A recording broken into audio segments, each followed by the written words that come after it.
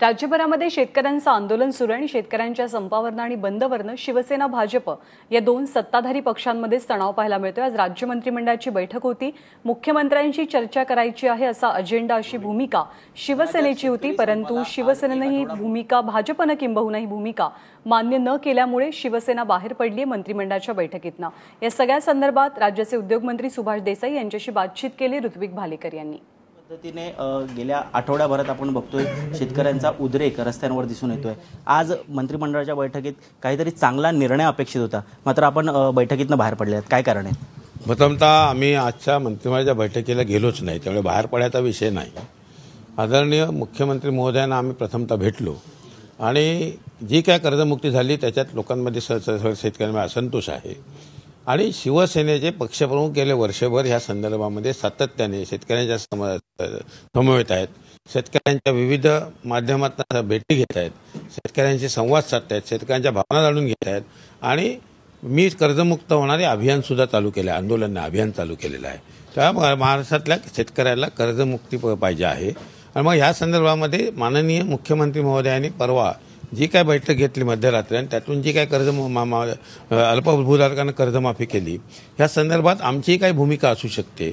आम्ही तुमच्याबरोबर आहोत, आम्ही या मंत्रिमंडळामध्ये आहोत, तर माननीय मुख्यमंत्री असं सांगतात की हे सरकार हे शेतकऱ्यांबरोबर आहे, तर म्हणजे याचा अर्थ आम्ही आहोत, तर आमची भूमिका काय असू शकते ही त्यांनी माननीय पक्षाची भूमिका जाणून घेतली पाहिजे। त्याच्यामध्ये ही कर्जमाफी योग्य नसेल तर त्याच्यात आणखीन काय सुधारणा करावी ह्या संदर्भात ही भूमिका जाणून घेतली पाहिजे। माननीय सुभाष देसाई यांनी सांगितल्याप्रमाणे जीएसटीच्या संदर्भात असाच अत्यंत कडवट आणि कठीण मुद्दा होता, पण तो चर्चांती चांगल्या पद्धतीने सुटला गेला। थोडेसे मागे पुढे इथे ते कायद्यात बदल करण्यात आले आणि त्याचप्रमाणे म्हणून शिवसेनेची भूमिका कर्जमुक्ती संदर्भातली, कर्जमाफी संदर्भातली जी आहे ती जाणून घ्यावी आणि त्या संदर्भामध्ये आम्ही सरकारमध्ये असताना आम्हाला त्या भूमिकेतून आम्ही म्हणून शेतकऱ्यांच्या आंदोलनात आम्ही आजही आहोत, कालही होतो आणि आजही आहोत हे त्यांना आम्ही सांगितलं आणि आमची भूमिका जाणून घ्या एवढी त्यांना आम्ही आमच्या भावना व्यक्त केल्या। उद्योगमंत्री सुभाष देसाई सुद्धा आहेत, आपण त्यांना विचारूयात। सर, ज्या पद्धतीने सरकारमधला हा विसंवाद वारंवार चव्हाट्यावर येतोय, कुठेतरी खंत आहे? नाही, खंतीचा प्रश्न नाही, हा मुद्दा जो आहे हा कोणत्याही राजकारणाचा मुद्दा नाही। कर्जमाफी हा विषय शिवसेना सुरुवातीपासून घेऊन उभी आहे आणि त्यासाठी आम्ही आग्रही आहोत। तेव्हा कर्जमाफी करताना शिवसेनेचा विचार समजून घेतलाच पाहिजे। त्याच्यामध्ये ज्याप्रमाणे आम्ही मंत्रिमंडळात सहभागी आहोत तसं ह्या विषयामध्ये सुद्धा आम्ही सहभाग निश्चित देऊ आणि संपूर्ण कर्जमाफी हा आमचा आग्रह आहे। शेतकऱ्यांना पूर्ण कर्जमाफी झाली पाहिजे, सगळा सातबारा कोरा झाला पाहिजे, हा आग्रह आम्ही सोडलेला नाही आणि सोडणार नाही। दुसरी गोष्ट अशी आहे की आज शेतकरी आंदोलन करायला का उतरला, तो संपावर का गेला, हा प्रश्नसुद्धा सरकारने आपल्या मनाशी विचारला पाहिजे।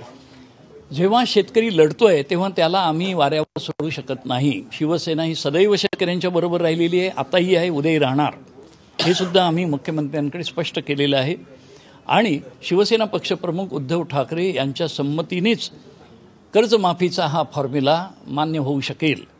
त्यासाठी ज्याप्रमाणे आम्ही जीएसटीसाठी पूर्ण सहकार्य दिलं, गुंतागुंतीचा प्रश्न सोपा केला, सोडवून घेतला आणि सगळ्या शहरांना सुद्धा न्याय मिळाला, त्याच पद्धतीनं सर्व शेतकऱ्यांना न्याय मिळण्यासाठी ह्या योजनेमध्ये शिवसेनेची भूमिका ही समजून घेतली पाहिजे आणि त्यासाठी सहकार्य देण्याची आमची तयारी आहे। परंतु त्याचबरोबर आम्ही जो आग्रही आहोत तो आग्रह आमचा आम्ही सोडणार नाही। काल चंद्रकांत दादा पाटील सुद्धा म्हणाले की जे शेतकरी रस्त्यावर उतरून आंदोलन करत आहेत त्यामध्ये जी हिंसा होते त्यामध्ये क्रमांक 1चा पक्ष राष्ट्रवादी काँग्रेस आहे आणि क्रमांक 2 वर शिवसेना आहे। शिवसेनेचे लोक हिंसा पसरवतात असं कुठेतरी म्हणणं आहे। आंदोलन जेव्हा होतं तेव्हा आंदोलनाला प्रश्न विचारला पाहिजे, आंदोलन करायची वेळ का आली? इतकी वर्ष कधी संप झाला नव्हता, शेतकऱ्यांचे प्रश्न होतेच, परंतु ह्याला विलंब झाला। वेळीच जर हा प्रश्न सोडवला असता कर्जमाफीचा, आम्ही तर उत्तर प्रदेशची कर्जमाफी झाली तेव्हा ताबडतोब त्या दिवशी मागणी केली की आता महाराष्ट्रातही करा, तो प्रश्न तेव्हा इतका जटिल झाला नसता। ह्या विलंबामुळे आपण समस्या अधिक गुंतागुंतीची करतो हे लक्षात घेतलं पाहिजे आणि म्हणूनच आंदोलनकर्त्या शेतकऱ्याला आम्ही एकटं पडू देणार नाही, त्याच्याबरोबर आहोत, बरोबर राहणार, ही शिवसेनेची भूमिकाच आम्ही स्पष्ट केली। आजच्या बैठकीला सर गैरहजर राहिला तर पुढची दिशा काय असणार? आदरणीय उद्धवजी या संदर्भात जो निर्णय घेतील त्याप्रमाणे पुढची दिशा राहील.